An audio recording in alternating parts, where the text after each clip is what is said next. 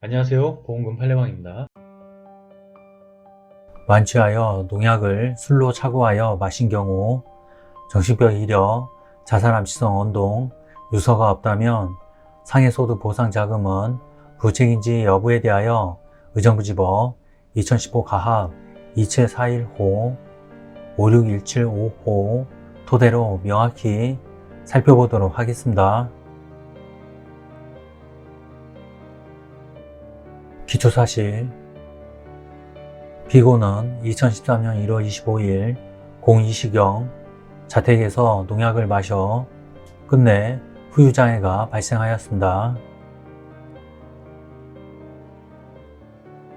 재판부의 판단: 쟁점 가, 보험사고에 해당하는지 여부, 불리한 사실 내지 사정.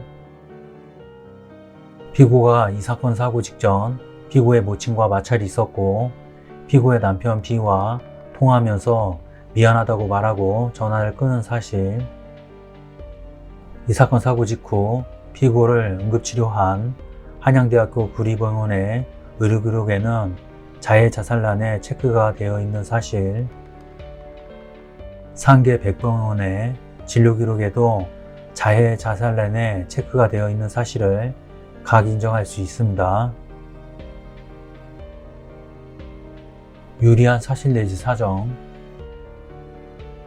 그러나 한편 이 사건 사고 당시 새벽이었고 피고는 술에 만취한 상태였으며 시가 피고를 발견하였을 당시 맥주컵에 술이 반 정도 남아 있었는 바 피고가 주장한 대로 음료수로 착각하여 술과 혼용해서 마셨을 가능성이 높은 점, 피고가 이 사건 사고 이후 입원 치료를 받은 상계 백병원의 진료 기록에는 일부러 먹었는지 실수로 먹은 것인지 알 수 없는 상태라고 기재되어 있고, 상계 백병원의 피고에 대한 정신과 진료 기록에도 피고의 자살 또는 자해로서 이 사건 농약을 마셨다거나 피고에게 자살의 위험이 있다고 볼 만한 특별한 사정도 보이지 않는 점,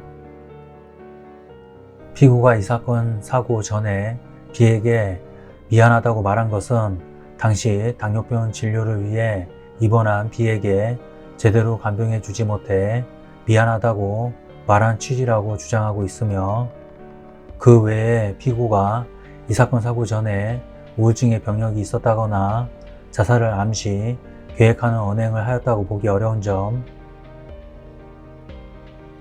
한양대학교 구리병원 및 상계 백병원의 진료 기록에 자해, 자살란에 체크가 되어 있는 것은 이 사건 사고 직후인 응급치료 당시를 기준으로 판단한 것인 바, 그 당시 피고가 의식이 없는 상태에서 의료진이 주변 정황 등을 토대로 추측한 것에 불과한 것으로 보이는 점 등에 비추어 보면 이 사건 사고는 피고가 예측할 수 없었던 우연한 외래의 사고로서 이 사건 보험계약에서 정한 보험사고에 해당한다고 할 것입니다.